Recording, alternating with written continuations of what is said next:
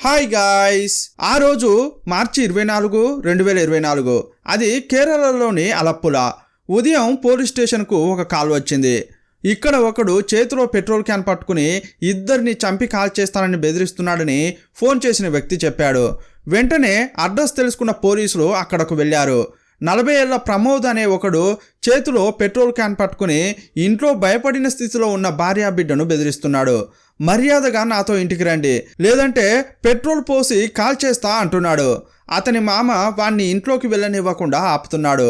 అక్కడున్న వారంతా ఈ సంఘటనను చూస్తున్నారు. దూరంగా ఉండే కొంతమంది అతన్ని ఆపడానికి ప్రయత్నిస్తున్నారు. కానీ అందులో ఉన్న ఎవరికీ కూడా దగ్గరగా వెళ్ళి అతన్ని ఆపే ధైర్యం లేదు. ఒకతడు వచ్చి ధైర్యంగా అతని దగ్గరకు వెళ్ళి వీపుపై తట్టాడు. ఎవర్రా అని అతడు మత్తులోనే వెనక్కి తిరిగి చూశాడు. అతనిపై చేయి వేసింది పోలీస్ అని తెలియగానే పోలీసునే కొట్టడానికి చేయలేపాడు. అలా ఎత్తిన చేతిని మడిచి వాడి పొగరును అణిచి అతన్ని పట్టుకుని బండిలో ఎక్కించుకున్నారు. స్టేషన్కు తీసుకెళ్లారు. ఇలాంటి క్రమంలోనే స్టేషన్కు ఒక పేరు లేని ఉత్తరం వచ్చింది. ఆ లెటర్లో ఉన్నది చదివి స్టేషన్లో ఉన్న పోలీసులు అదిరిపడ్డారు. ఆ లెటర్లో 4 పేర్లు ఉన్నాయి. ఆ 4లో ఇప్పుడు అరెస్ట్ అయిన ప్రమోద్ పేరు కూడా ఉంది. ఆ తర్వాత పోలీసులు అతని దగ్గరికి వెళ్ళి ప్రశ్నిస్తున్నారు. ఆ మాట వినగానే ప్రమోద్కు చెమటలు పట్టాయి. ఆ తర్వాతే ఇప్పటి వరకు అతనిపై చాలా సింపుల్గా ఉన్న కేసు చాలా స్ట్రాంగ్గా మారింది. ఇంతకీ స్టేషన్కి వచ్చిన ఆ లెటర్లో ఏముంది, ప్రమోద్ను పోలీసులు ఏమడిగారు అనే పూర్తి వివరాలు ఈ వీడియోలో చూద్దాం. రీసెంట్గా కేరళను ఆశ్చర్యానికి గురి చేసిన కేసు గురించి తెలుసుకుందాం. మీరు చూస్తున్నది తెలుగు మిస్టరీ. నేను మీ ప్రభాకర్.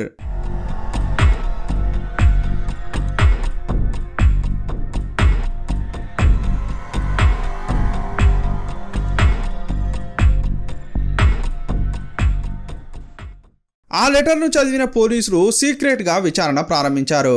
అప్పుడు చాలా విషయాలు తెలిసాయి. ఈ సంఘటన జరిగి 3 నెలలైంది.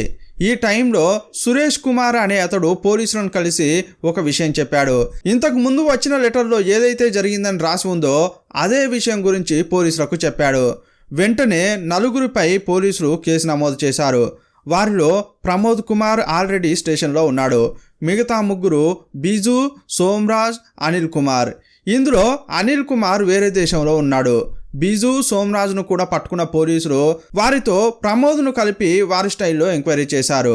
కంప్లైంట్ చేసిన సురేష్ కుమార్ అప్రూవర్గా మారి అన్ని వాస్తవాలు చెప్పాడు. ఈ కేసులో మెయిన్ సస్పెక్ట్ అనిల్ కుమారే అని తెలుసుకున్నారు. ఈ నెలలోనే జూలై 2వ తేదీ అతని ఇంటికి వెళ్ళి అనిల్ కుమార్ పేరెంట్స్ను అతని భార్యను కలిసి శ్రీకళ అనే పేరు చెప్పి ఆరా తీశారు. 15 ఏళ్ల క్రితం ఆమె అనిల్ కుమార్ను వదిలి తన బిడ్డను తీసుకుని పారిపోయింది కదా, ఆమె గురించి ఇప్పుడెందుకు విచారిస్తున్నారని పోలీసులను అడిగారు. శ్రీకళ అనే లేడీ అనిల్ కుమార్ యొక్క మొదటి భార్య. వీరిని పోలీసులు ప్రశ్నలు అడుగుతున్న సమయంలోనే ఇంకొంతమంది పోలీసులు ఆ ఇంటి వెనక తవ్వుతున్నారు. అసలు ఏం జరుగుతోందని ఇంట్లో ఉన్నవారు కన్ఫ్యూజ్ అవుతున్నారు. ఇప్పుడు సురేష్ కుమార్ చెప్పిన విషయాలను వారికి పోలీసులు చెబుతున్నారు. వారు చెప్పింది విని అక్కడున్న వారంతా ఆశ్చర్యపోయారు. ఇంతకీ పోలీసులు వారికి చెప్పిన విషయం ఏంటంటే అలప్పులాకు దగ్గరలో ఉన్న కుగ్రామం పేరు ఎరమత్తూర్. 2007లో అనిల్ కుమార్ మేస్త్రి పనిచేసేవాడు. అలా వచ్చి వెళ్ళేటప్పుడు 25 ఏళ్ల శ్రీకళను చూశాడు. ఆమెను చూడగానే నచ్చాడు. ఆమెను ప్రపోజ్ చేశాడు. ఆమె కూడా ఒప్పుకుంది. ఇక ప్రేమ పక్షుల్లా తిరిగారు. కొన్నాళ్ల తర్వాత పెళ్లి చేసుకున్నారు. కానీ అనిల్ కుమార్ పేరెంట్స్కు ఈ పెళ్లి నచ్చలేదు. ఎందుకంటే వీరు వేరువేరు కులాలకు చెందినవారు. అందువల్లే అనిల్ కుమార్ ఇంట్లో వారికి శ్రీకళ నచ్చలేదు. వీరిద్దరూ ఇల్లు అద్దెకు తీసుకుని ఉండేవారు. వారికి ఒక కొడుకు కూడా పుట్టాడు.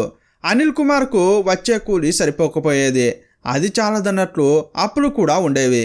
అందువల్లే కొన్నేళ్ళు వేరే దేశానికి వెళ్ళి పనిచేయాలని అనుకున్నాడు.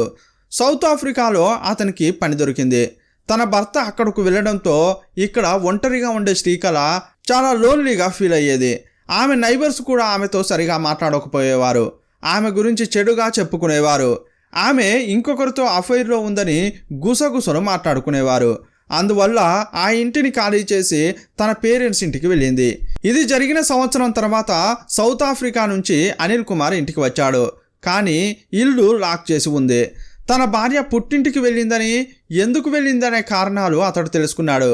ఆమెకు అఫైర్ విషయం నిజమా కాదా అని విచారించకుండానే అది నిజమై ఉంటుందని నమ్మాడు. చాలా కోపంగా బయలుదేరి పుట్టింట్లో ఉన్న శ్రీకళను కలిశాడు. తన భర్తను చూడగానే అతనికి ఆల్రెడీ విషయం తెలిసే ఉంటుంది, తిట్టడానికే వచ్చాడని ఆమె అనుకుంది. కానీ అతడు ఎలా ఉన్నావు అని ప్రేమగా మాట్లాడాడు. నేను తిరిగి వెళ్ళేటప్పుడు నిన్ను కొడుకును తీసుకెళ్తానని చెప్పాడు. కానీ అంతకంటే ముందు మనం జాలీగా ఒక టూర్ వెళ్దామా అని చెప్పాడు. సంవత్సరం తర్వాత భర్తను చూసిన శ్రీకళ చాలా సంతోషంతో ఓకే అని చెప్పింది.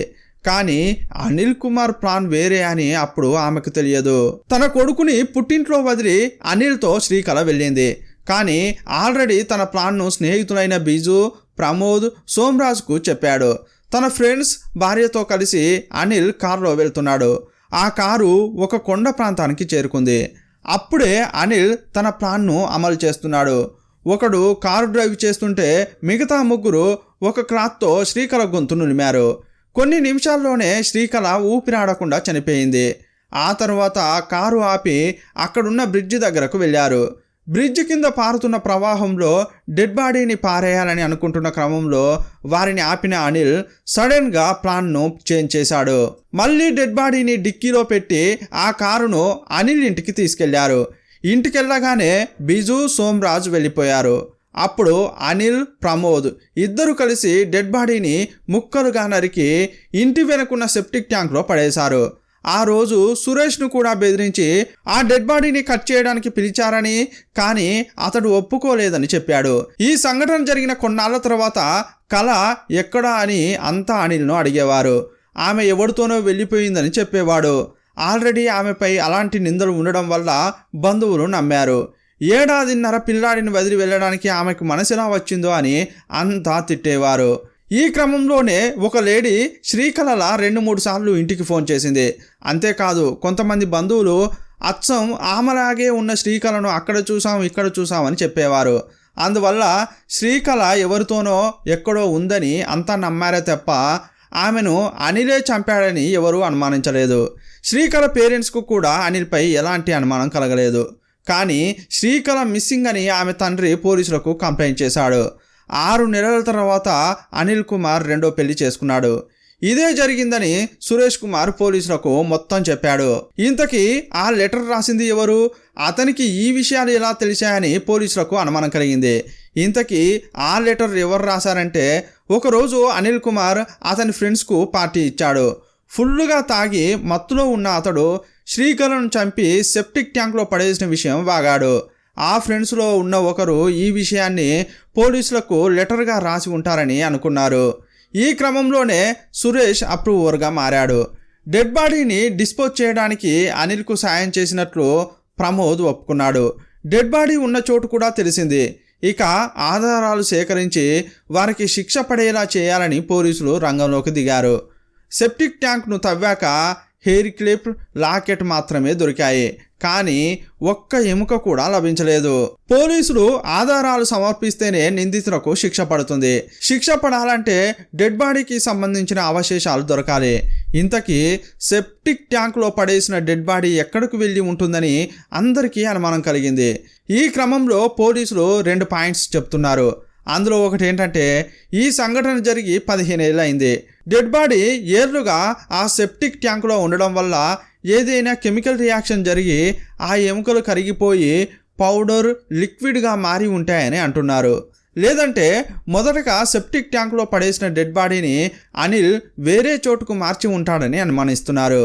సెప్టిక్ ట్యాంకులో ఉన్న కొన్ని శాంపిల్స్ తీసిన ఫోరెన్సిక్ డిపార్ట్మెంట్ పరీక్షలు జరిపిస్తోంది. ప్రమోద్, బిజు, సోమరాజ్ను అరెస్ట్ చేసిన పోలీసులు ముగ్గురిపై మర్డర్, ఆధారాలను నాశనం చేశారని కేసులు నమోదు చేశారు. ఇంతకీ శ్రీకళపై అఫైర్ రూమర్ను క్రియేట్ చేసింది అనిల్ కుమారే అన్న అనుమానం ఉంది. ఎందుకంటే ఆమె తన పేరెంట్స్కు నచ్చలేదు.